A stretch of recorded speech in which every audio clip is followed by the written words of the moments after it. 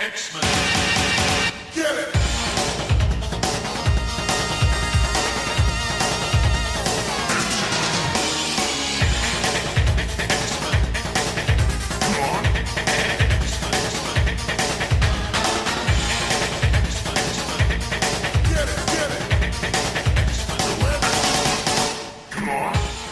Hey everyone, and welcome to another exciting episode of Battle of the Atom. This is your weekly X-Men podcast where we rank every story from A to Z. I'm Adam. And I'm Zach. Adam, man, you ever think, Adam? Do you ever think? And this is how I think occasionally, just occasionally. I want people listening to know this is how I opened up the conversation I had with Adam before we recorded. Adam, do you ever regret some of our life choices that we make? Of course. I mean, who doesn't, right? And maybe particularly for this episode. Sometimes people regret when they have to read nearly 15 issues of Mutant X by Howard Mackie. It's just that's too many Howard Mackie comics, I feel. When I started reading, I was like, oh, okay, yep, this would be a nice little arc. And then I was like, oh, crap, we're reading like a year of this book. When I sent you that, I want to be clear, Adam, you can go back and check our DMs. I sent you it and said, I know it's long, it's also just one story, and am I wrong? No, you're right. And I was also like, yeah, this sounds great, I'm down, because I'm usually game for this. So for folks who, don't know, we are talking about Mutant X this week, and Zach, not the legally distinct from the X-Men TV show that Marvel made. Right. Not the upcoming MCU film, The Mutants. That's not a thing. Stop saying that. Stop saying that. And if it is a thing, that's dumb because, end of the day, folks, of course, it's not a thing. Do you know what Marvel's best quality is as an organization? They know how to sell things that are worth money? No, not really, actually. It's that they have very strong IP and marketing. And guess what? X-Men is a brand. It's a pretty good brand. They're going to use X-Men. They are not going to release a movie. Here's what I will say for 150% sure. They are not going to release a movie without the letter X in it so that they can prominently use that in all of the branding and marketing. That would be absolutely actually insane.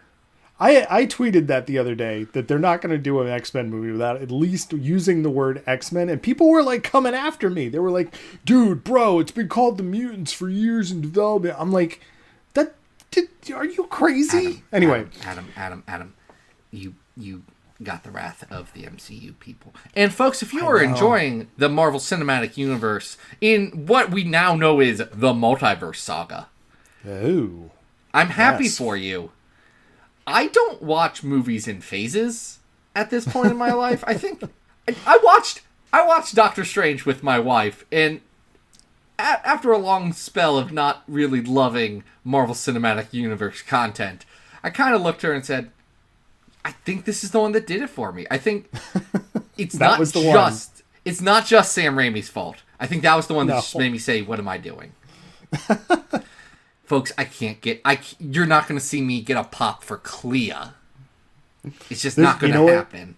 You know what's going to be great is there's going to be this magical moment where like Kevin Feige comes out and is like, by the way, every single one of these movies was on a different Earth, and now they're all going to fight each other in a movie in the Kang Dynasty, and we're all going to be like, yo, that's dope, No, they already said that, and all I can think of is, guys, here's the thing. Did they say that? Is that true? That all these movies are happening in different Earths? No, they didn't say that.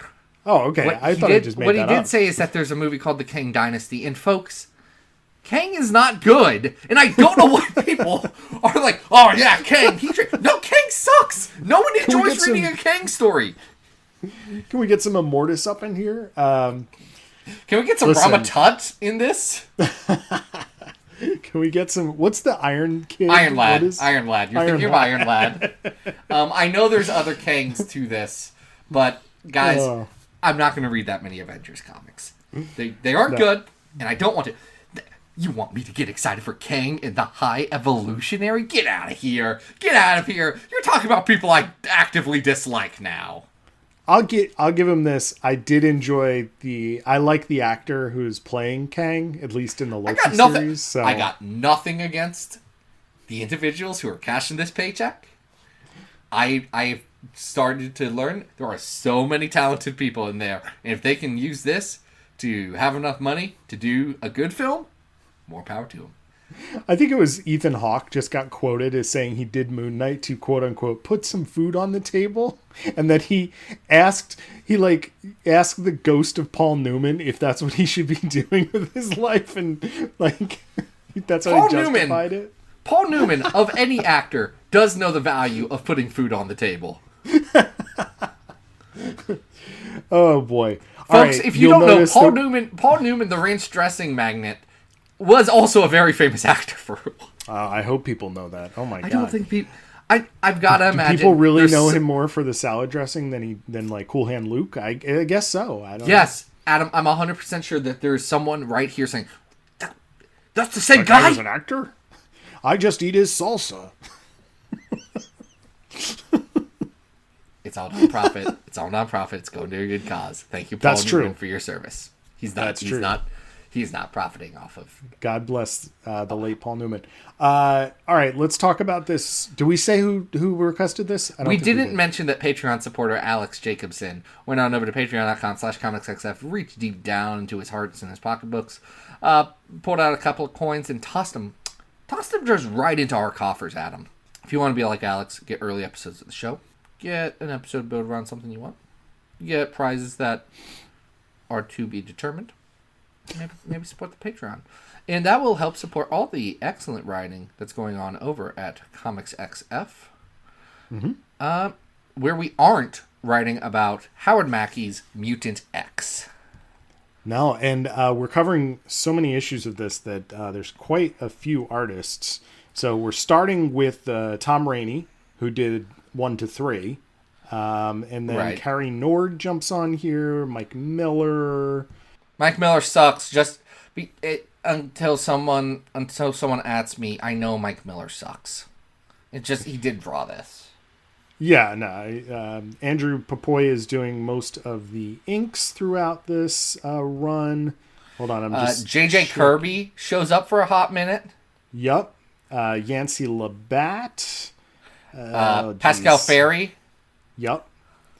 And who are we missing? Anybody? I think that's everybody. So we're talking about Mutant X 4 through 12 and Mutant X Annual 1999. 99 Annual is written by Jay Faber. We'll get to that. Adam, as you recall from our Mutant X episode last year that we did. Wow, that was last year. I mean, it was pretty darn close to last year. I think it was about July, August time frame. Willikers. Yeah. As you remember from Mutant X, what happens in Mutant X? Like, what's the high concept of Mutant X? So Alex Summers has died in the 616, and his essence, his soul, whatever, has transferred over to another Earth. And in this Earth, the X-Men are exiled into space with the Shi'ar, and he is leading the team called the Six, which consists of himself, Madeline Pryor, a version of the Beast known as the Brute, a version of Archangel called the Fallen, a version of Storm known as Bloodstorm, and what's Iceman's name? Iceman, but with a hyphen like he's Spider-Man. Ice-Man. That's Bob Drake? So that is the Six. And then on top of that, it's a what if Exiles alternate universe, so... there's all kinds of stuff. Fantastic Four are different. I think we covered that in the first time we covered this book. Everyone's different. There's a man Everybody's spider. A little different. Yes. Spider-Man has 8 arms and legs. What we know is that Inferno happened, but Madeline Pryor didn't die. Inferno kind of happened. She saved her son, and her son wasn't with Scott Summers. It was with Alex. Right. The son is named Scotty. Alex has taken Alex's place. Scotty knows that he's not his dad. Right. And he's like, whatever. Scotty seems to have some kind of latent powers that then develop later in this arc, which are not very well explained. Not very well explained. Scotty's a Franklin Richards. Yeah. He's a Franklin Richards. You understand superhero comics to know what a Franklin Richards means. Well, what happens here is, as we know, Madeline Pryor, she has sold her soul to the devils at one point. Well, what if, instead of the devil, Madeline Pryor was actually possessed by an extra-dimensional entity that rivals the Phoenix Force, called the Goblin Force? Ate the Phoenix Force. Like, ate it. It did eat the Phoenix Force on the Earth of Mutant X. Anyway, Madeline Pryor is the evil Goblin Queen, and what she does over this arc is slowly blackmail and hypnotize all of the Six into becoming her slaves, so that she can take over the world. Well, first we're going to take over the presidency. First she does displace... Well, she displaces the president so that the Shadow Vice President, Senator Robert Kelly, Vice President Robert Kelly, can enact his agenda. And then when they don't like his agenda, they overthrow him with Reed Richards. And then when she doesn't like Reed Richards, she just kind of becomes... She just says, we don't need a president anymore, I guess. Right. She gets to be kind of overlord. And this happens in a lot of weird steps, like...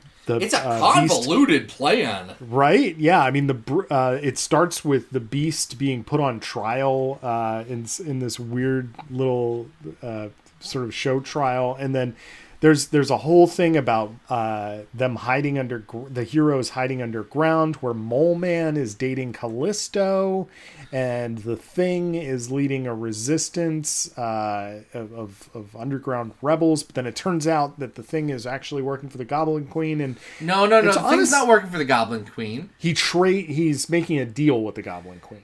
Callisto sells out Havoc, and the Thing's like, I don't really care about Havoc. Yeah, you can have it. It's fine. Will you not murder my friends? Okay. He agrees with Callisto is what happens. Yeah. Havoc's having a bad day. He doesn't trust his wife. She has turned very evil. And she does try and kill him. He's trying to get Scotty away from her because she wants Scotty.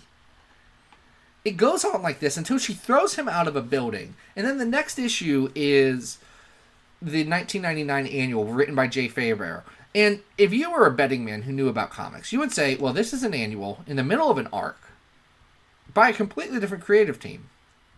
I can skip this one, right? I don't have to read this in order.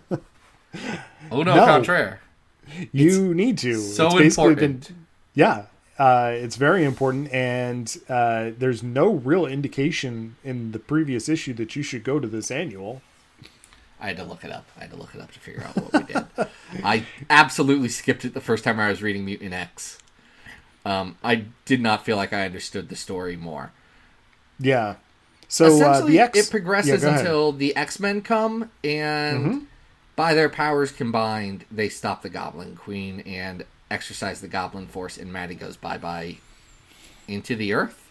Well, the Goblin Force goes away. Essentially, Scotty is the one that kind of resolves this whole situation, right? It just kind of ends. It ends really quick. He purges the Goblin Force from Madeline, but Alex in the process dies, I guess, again. I guess he returns to the 616 at the end of issue 12. Issue 12 is like an oversized 38-pager. And then... So Mutant X carries on, the universe carries on with Madeline going back to normal and back to being Scotty's mom. No, it doesn't. Adam, that's completely not what happens in this comic book. Isn't it? No. Or am I confusing him with the other story? What happens at the end of this? She just dies, man. She just dies. Hold on. That's not what happens. Blood. Hold on. Oh, yeah, no. I'm confusing this with the other Mutant X arc. Yeah, she just dies. Hold on, you're right. This is the problem when we read too much Mutant X this week. Yeah, I don't blame you, because Scotty, his son, wishes the Goblin Force away and it kills his mom. That's right. Yeah, I'm looking at it right now. He's basically like, go away. And she goes, no. And then she's gone. And then this comic sucks, dude. There's people who say that Mutant X is like fun and good and worth reading, and they're wrong. The idea of Mutant X is fun. here's what I like. I like a couple things about this. One, I like Carrie Nord's artwork. I think it's Carrie really Nord's unique art, too. and interesting. And the issues where he's drawing are fun. I like this version of the Beast. Brute is kind of fun. He's sort of like a green bat-looking dude. It's the only time that Dumb Beast has actually kind of worked. Yeah, it's kind of fun. And I also like the... we mentioned this the first time we covered this book, but Scotty's nanny is Elektra, That's like great. from Daredevil. And that's great. And so there's this like on and off kind of like will they, won't they tension between Alex and Elektra. And I like that. You're right, though. Like, aside from some kind of interesting character designs and me liking Carrie Nord's artwork, the story is incredibly repetitious. Every single issue is basically like, the Goblin Queen's gonna come and get you, and then somebody changes sides, and then they go back, and then they change sides, and they go back. And, like, it's very, very repetitious. It just keeps looping on itself until it just ends. And I can't really recommend this. So this isn't a book you should read, really. There's people who... Mutant X isn't good. Here's what I'm going to say, and we'll get into this again in a minute, but like it's saying something that I'm like losing track of what the ending is, because constantly it's like Goblin Queen, Goblin Queen, Goblin Queen, but Goblin Queen is not interesting here. It's basically just she's an evil entity and we got to get away from it or we got to defeat it, but there's no real rhyme or reason to any of it. It is the biggest flaw of this. They found a way to make Madeline Pryor boring. Yeah, it's really not. It's a darn shame, you know. And it's also like a very weird book in that they only gave this character like 2.5 issues to be Madeline, and then it's not like this whole thing that we're talking about is like her transformation. No. She's like evil from issue 4 on, and it's not great. So, I don't think we have much else to talk about here. We should probably just rank it. Yeah, because we rank comic books on this podcast that we've gone from best to worst. X-Men stories of all time. On the list so far, and very fitting for the Goblin Queen herself, we do have a wicked 666 stories, with the best story being The House of X, The Powers of 10, the 100th story being Hickman's New Mutants, the 200th story being X and Furnace. Number 300 on this list is Champions 12, which is a Cyclops solo issue. Number 400 on the list is Bishop's Crossing from Uncanny X-Men. Number 500 on this list is Generation M. Number 600 on this list is the Savage Land arc of Wolverine, Volume 2. That's the worst story on the list, though, is At the Devil Number, the Draco, which is it's appropriate. Adam, where do we put this bad comic? Well, the first 3 issues of Mutant X are at 408 on this list, and I do not think, even though I do like the artwork on a lot of it, that it is good as the first 3 issues, which kind of established the setting. The first 3 issues are better. It was better before this had a plot. Well, there's not much of it. That's the problem. This might have been fun if it was like 3 issues, but it is not. So long to read.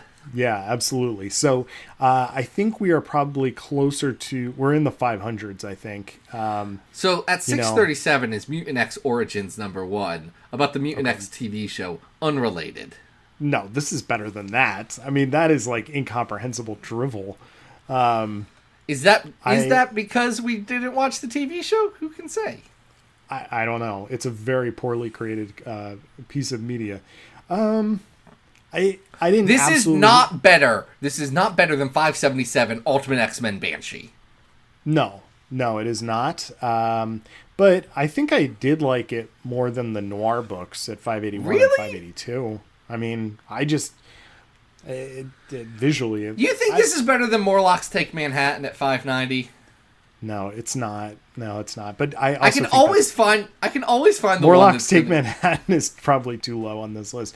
All right, I'm working my way down. You need to remember reading that. It's not good. You just read it a lot when you were a kid. Yeah. Let's see. Soul Sword Trilogy at 601. I think Soul Sword Trilogy is better than this. Yeah, we're in the right place. 607 is when Chris Claremont comes back to Wolverine to have him marry Viper, which is I like this better than that. Yeah. Is this better than Onslaught? Well, I like it better than What If Wolverine Enemy of the State at 603. I think X Factor The Quick and the Dead is better, though. Yeah. All right. That's probably a good spot for it then. It's our new number 603. Visually striking, very repetitious, and boring. Listen, I will there's a lot better Carrie Nord comics out there if you want to read some Carrie Nord comics. I will commend Mutant X because for whatever reason the series does continue, and this next story we're going to talk about is the end of Mutant X, and folks, it is about as bonkers as you can get. This is Mutant X 3132 and the 2001 annual. So I want to paint a picture here. This comes out with a June 2001 cover date. Yep. Adam. Mm-hmm. So is this concurrent to the release of New X-Men? No, but it is concurrent to the release of X-Men Volume 2, number 113. The end of Eve of Destruction. Right. Oh. The issue before New X-Men. Yeah. That's interesting. So the answer is concurrent? No. Directly before. Yes. They had to make a decision, and they had to tell Howard Mackie, you need to finish your little project that you got going on there. Well, he decides to basically go off the rails here at the at the end of this book. So, for an arc before this, there was a whole thing with Wolverine and Jean Grey, who does exist in this universe, and Mariko Yoshida, and Captain America. And, listen, it kind of feeds into this, but we're not going to deal with that. Captain America fights Havoc and gets sent into a hole in the ground. Well, hold on. First, we have to keep in mind that it is Captain America who has been hulking out and becomes the spirit of America as he battles against I guess Weapon X robots or something. Man, I could tell you what happened, but I don't remember. It's I have read all of the issues that came before this. Yeah, we just need to we need to point this out so we can paint a picture of how weird this is. Because we've got Ron Lim of Silver Surfer fame, cashing a paycheck here. It's not his best work. Ron Lim from the Infinity Gauntlet? Yes. Ron Lim from X-Men 2099? That's the guy. So we have giant Captain America, who then is defeated by Havoc and then crumbled into the ground, where he is absorbed or I don't know. It's revealed that this universe has a Beyonder who's been sleeping inside I am the from beyond! Slay your enemies, and all you desire shall be yours. So while this is happening, while giant Captain America is subsumed by the Beyonder, Havoc is then bit by Dracula. So Dracula shows up. Y'all know... Here's the thing about Dracula in the Mutant X universe. Marvel Comics Dracula, who has such a detailed Marvel continuity. It is beautiful that Vlad Dracul is just he's an ongoing concern. There are currently ongoing X-Men subplot about how Dracula has his own nation in Chernobyl, and also Blade is the sheriff of Vampire Nation. I don't think the UN... Honestly, if the UN was going to recognize... Chernobyl as the vampire nation state, I do think it was pretty bad of the UN to assign Blade, a guy who murders vampires on the reg, to be the sheriff of the vampire nation. I don't think that's how autonomy works of a nation. Seems anti-inhuman rights. I'm not saying Dracula is a good leader, or that country is well run. I do not think that they should have the guy who's murdered the most vampires policing it. That feels like a hate crime. I hear you. I mean, vampires are undead though, so I don't know if they actually do the Geneva Conventions apply to them? I don't know. Blade actively deads their undeadness. He removes the unpart. That's what Blade does. Blade does not appear in this comic, by the way. No, no Blade. Does. However, by the time we get to the annual, things go absolutely off the rails because we don't have. By the time they got Lim. the annual, Howard Mackie was like, "Oh crap, I'm grossly out of pages.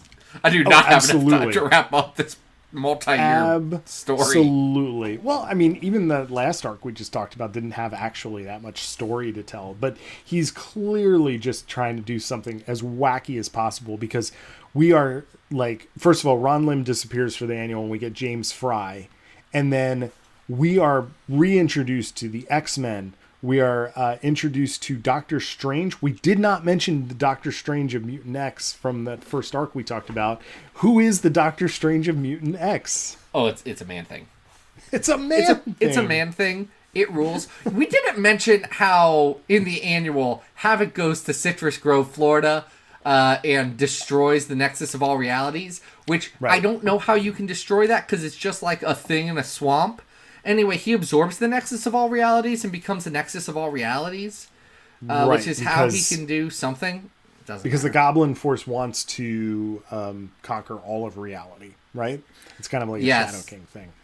Yeah. So regardless, Doctor Strange is a man thing, and that is actually the best part of Mutant X. Yeah, it's a good design too. Like honestly, it works. Yeah. There are some really bonkers things. Another weird thing that pops up in the Mutant X Annual 2001 is the Lethal Legion, which features Fin Fang Foom, Devil Dinosaur, a version of Moon Knight, Gargoyle. Oh, that's Moon Knight Boy? Yes, Moon Knight Boy. That's Moon Boy from Moon Boy and Devil Dinosaur. You know, from Fallen Angels, the X-Man character Moon Boy. But he's Moon Knight Boy. Honestly, Gargoyle, that is great. A desiccated version of Brother Voodoo who kind of looks like a mummy without his wrappings. Sherry the Showgirl, aka Sherry Storm, and Slapstick are on a team and they are fighting the Beyonder. Yes, you heard that right, Slapstick. So not only that, but we're seeing like every character from this universe just pop up in this issue. And if you go through the Marvel Wiki, you'll see all the characters who are there. And it's just bonkers. Like, you could tell Mackie is just like, hey, you're canceling my book. Let's get crazy. Let's get nuts. They all die. Everybody dies. Either by the Beyonder or by Dracula. Right. Eventually. Two-pronged threat here. Eventually, Bloodstorm does kill her blood sire, Dracula. Mm-hmm. And I guess... I don't know what that means, except for that she's killed Dracula. Dracula really does it very, very casually too. You know, she talks a big game about it, but it really doesn't affect her because the story is going too fast. It doesn't have time to check in on the six. What it does have time to do is have Alex fight the Beyonder. And Adam, were you expecting the twist at the end of this? That the Beyonder is not the Beyonder. The Beyonder is the Goblin Queen. It is Madeline. And for like the last 5 pages of the book, he's like, actually the Goblin Queen's back. Oh, it is really something. And, that is a good Madeline moment. I would love Madeline to be like, surprise, I was the Beyonder the whole time. That part's good. It's not bad. And this is the part that I was talking about before, is that Alex does somehow defeat the Goblin. He uses the Nexus of All Realities that he has to erase the Goblin Force in all realities. Yep. So, Madeline is returned to her normal state, and Alex is then going back to the 616. So I apologize for getting that wrong after the first arc. That actually happens. Well, what he says is he absorbs the Goblin Queen in every reality into the Nexus of All Realities, but that isn't true because we still have Madeline Pryor stories. That's right, and we'll be talking about some more Goblin Queens in a second.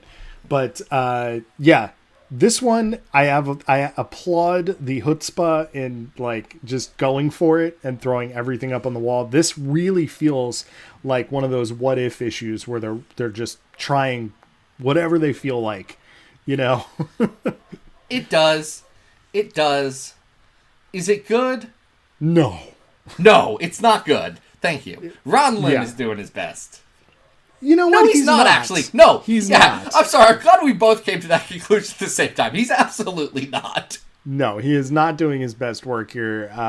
But however, it's legible, and we can read the story, but it's just ridiculous. And the fact that Mackie does come back to the villains are not even the villain; it's still the Goblin Queen is just kind of funny to me at this point. Honestly, so at that point, the first time I read it, I shook my head. It's like, okay, let's go. yeah, let's go. I'm not even mad anymore. This has been a miserable 32 issues and 3 annuals. But honestly, you pulled a fast one right at the end. Yeah, so for that level of, just cojones, I think I might rank this higher than the other one. I don't know. This is better than the first one because it's not as long. It's shorter and it's wackier. Like, it's got that sort of, like, bonkers feel to it that I do appreciate. So it's not much higher, This is not better than 574 X-Man, The Infinites of Evil, which is another secretly I'm Madeline Pryor story. Yeah. Am I allowed to say it's a Madeline Pryor wig reveal? I feel like I'm too straight to say that. Is that appropriative? I'm not the person to tell you that. That's a good but point. if you're questioning it, maybe it's not. Folks, let us know in the comments if I'm allowed to say it's a Madeline Pryor wig reveal. I'm on the fence. It is weird that it happens frequently. It happens a lot, actually, because Matt Fraction also does this. It's true. So I do think this is better than those issues of Captain Marvel where they do the backstory. Yeah, that was bad. That was bad, Fabian. I think this is There's better a reason why people didn't believe you for a while, because no one wanted to read those bad comics, Fabian. I think this is probably better than those 2 issues of X-Men: The Hidden Years at 585. Is it better than Incredible Hulk 161, a comic I cannot tell you anything about? Well, which one is Incredible Hulk 161? Is that the one where they... Oh, that's the one where Beast and the Hulk do the secret. No, it's not better than that. Yeah, that's better. So this is our new, 585? Yeah, let's make our new 585. Right. Cool. What a wild world the world of Mutant X is. Do you know what I think is funny about Mutant X, Adam? What's that? So, right after this, like you astutely pointed out, it goes into the Grant Morrison era where all the X books relaunch. Right. You ever think about how they did make a decision to let Howard Mackie have a book in that relaunched era, but they did think it would sell better if they didn't say Howard Mackie was writing it? Well, especially given what that book was, those are not. Oh, the book about the terrorists. The book that they put out like 4 months before 9/11 happened, and then 9/11 happened, and then they said, Jesus Christ. "Yeah, we've got to wrap up this book about the terrorists. Maybe this is a bad idea. We got to not do the terrorist book, Howard. Just let's keep your name off of it for 20 years. We won't tell anybody." Fall on the wayside. Well, our third story is not written by Howard Mackie and is not a Mutant X story. What is it, Zach? It is X-Men Blue 10 through 12, part of the Toil and Trouble arc. It's written by friend of the show Cullen Bunn, with pencils by Giovanni Valletta, Douglas Frasheen, Scott Hanna on some of those inks. Hey, this is a weird one. You remember when this was the good X-Men comic, Adam? Yeah, so if people don't realize how dire 2017 was, things started to turn around in 18. I'll give them that. Things started to turn around in 18. But 17 was rough, folks. Yeah. So, folks, if you don't remember X-Men Blue, it kind of starts with Magneto leading the time-displaced 05. And then we immediately, in the first 5 issues, get reintroduced to Jimmy Hudson from the Ultimate Comics universe, who is here. And then we're talking about Ultimate Wolverine. Ultimate Wolverine. That's right. And the Ultimate Comics : Wolverine. Before we can even continue that story, Cullen Bunn is forced to write stories that have to do with Secret Empire. So we've covered some of those. And now we're post Secret Empire, and he is trying desperately to try and follow up on a bunch of stuff that he started in his first couple of issues that he has been derailed by, and he's trying to follow up on some of the stuff that his friend Dennis Hopeless had done with the all-new X-Men. Because he's trying to, do that character. And he's trying to link in the Inferno war zones from Secret Wars by bringing the Goblin Queen, who also appeared in Dennis Hopeless's All New X-Men, over into this story as well. So there's a lot going on here, Zach. Folks, I don't want to go out of my way and call Cullen Bunn the Howard Mackey of his day. I think there's other people, but Cullen Bunn's a good hand, and he was dealt a bad one with X-Men Blue. Go listen to our interview with Cullen Bunn that we did like 4 years ago. Yeah. He's pretty blunt about what this experience was like. Yeah, and we know that Cullen knows how to write. This particular arc is interesting because I think it has some really fun ideas in it. It is not helped at all by the very bland artwork that is in these issues. These are dudes. I'm a big comics guy. I don't recognize these names. Yeah, this book started out strong with art too, and it just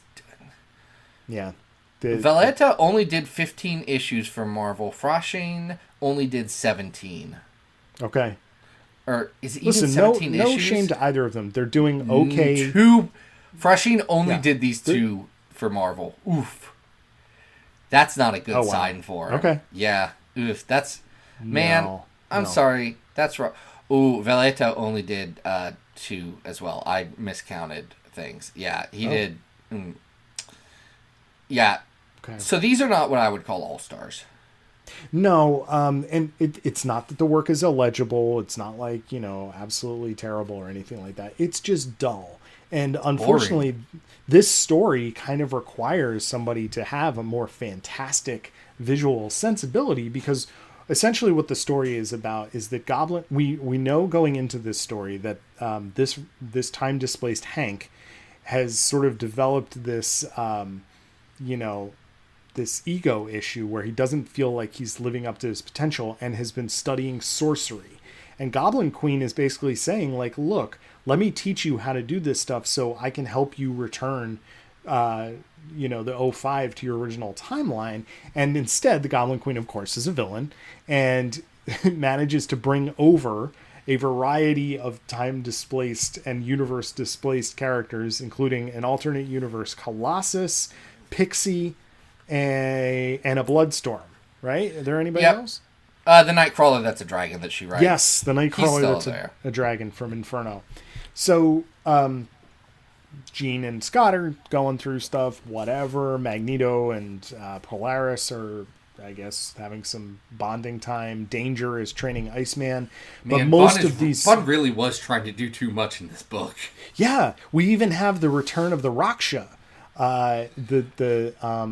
Where are these guys from? They're from Madripoor. They're from Madripoor. They're mutants who live in Madripoor who want to be just like their hero Patch, which I actually love in concept. Like, if Gazing Nightshade shows up on Krakoa, I'll be like, heck yeah, let's go.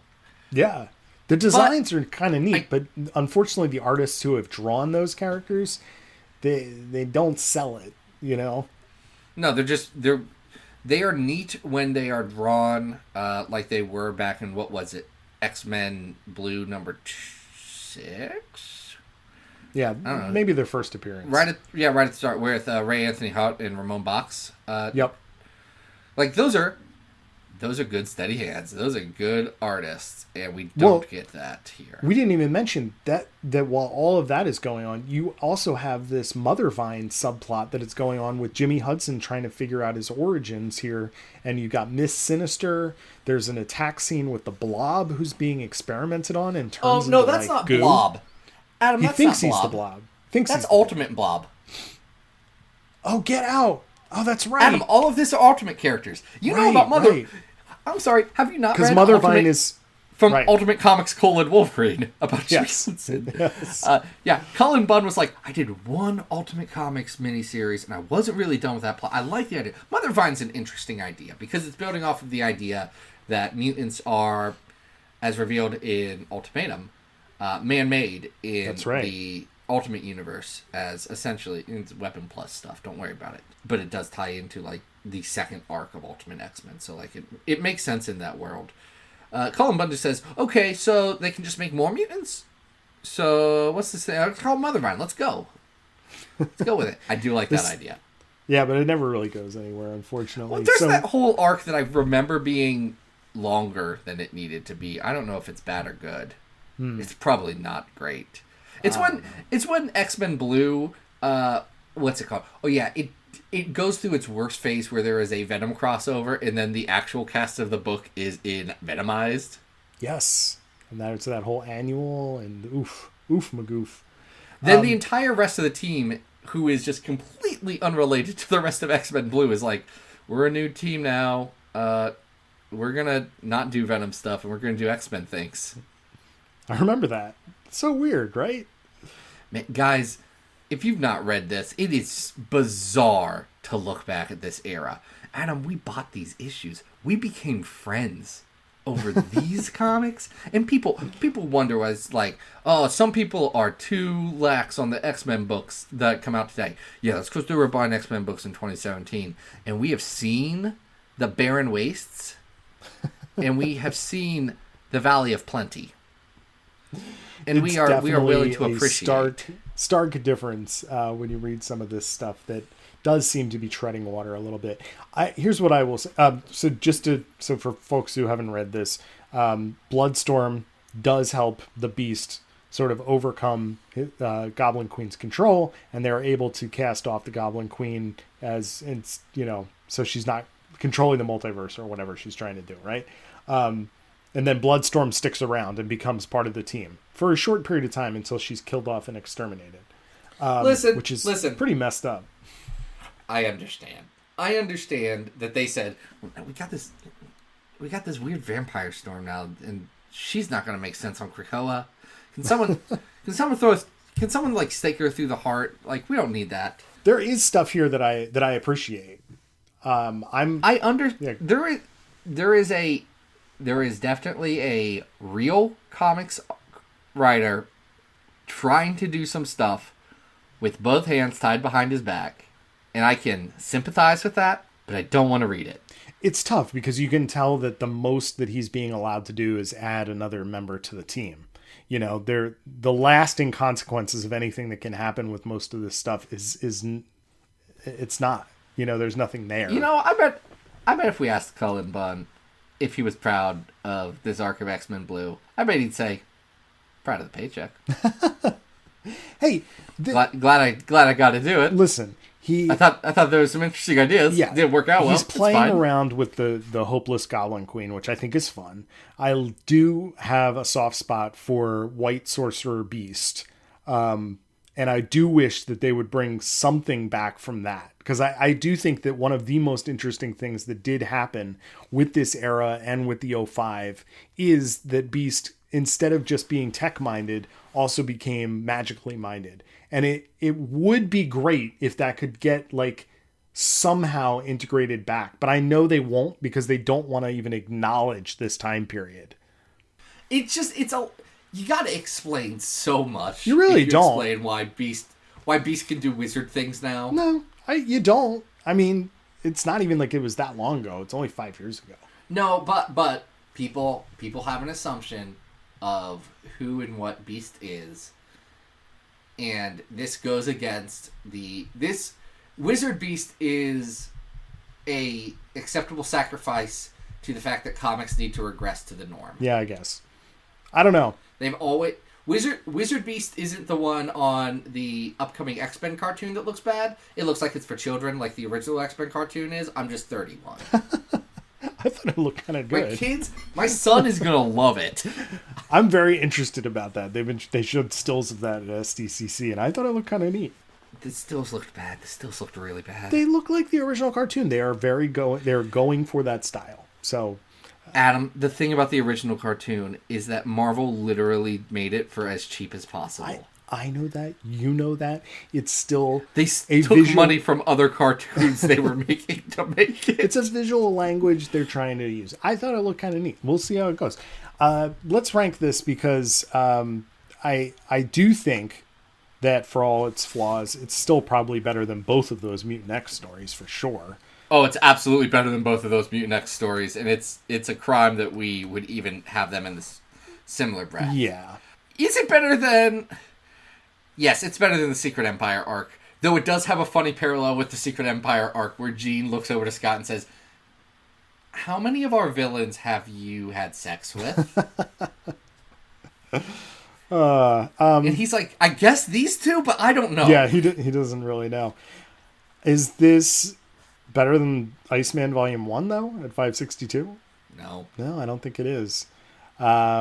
It's better than the Cable and X-Force Annual 97. Yeah. So this is going to be our 563? This will be 563. Yeah. Look at that.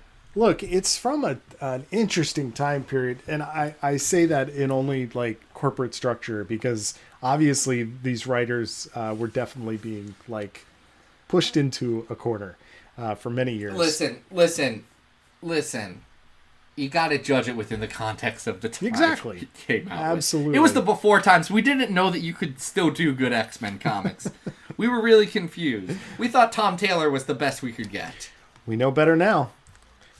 So yeah, that was some fun extra dimensional Goblin Queenie. That was actually a lot of Goblin Queenie stuff. Yeah, that's why I picked them all out. Yeah. I was like, let's keep doing Goblin Queen stuff and Bloodstorms in all of these. Yeah. So there's a nice little parallelism there. Liked it. Thank you for noticing all the hard work I put into this podcast, because I know Alex Jacobson does. I don't put any hard work into it anymore. Adam does the editing now, and it's a boon for my life. There's two of us here, Zach. It's a team, okay? Fun fact, folks, if I was still doing the editing, we wouldn't be doing a podcast anymore. We wouldn't have done 260 episodes of this great podcast. Thanks to Adam Editing and also to Patreon supporters like Alex Jacobson. Seriously, folks, it's the reason why we are able to continue doing this. We would have burnt out long ago if we didn't know that there were people who actually liked what we talk about. Adam, what do you want to plug? I don't have anything to plug this week. Check out my Twitter at Arthur Stacy. And Zach, what are we doing next week? Well, Adam, this is a fun thing. I don't know, because we definitely already covered what we were going to cover next week, and that's on the list. Oh my goodness, we have a duplicate request. All right, so so listeners will be surprised when they tune in next week. Folks, it's going to be an interesting one, because I don't know what we're covering next week. And neither do I. You know what? We'll push one up a week. Let's cover Excalibur. We'll cover some Excalibur stuff. We haven't done Excalibur in a while. We are still low on Excalibur when you look at our list. So let's do some Excalibur. We are an Excalibur Light podcast, and I think we need to change that. Maybe we get some Warren Ellis in here, some Ben Robb, a little bit of Alan Davis. Yeah, let's get it going. Really, let's do that. But until then, folks, this has been Battle the Atom. We hope you survived the experience. Get it!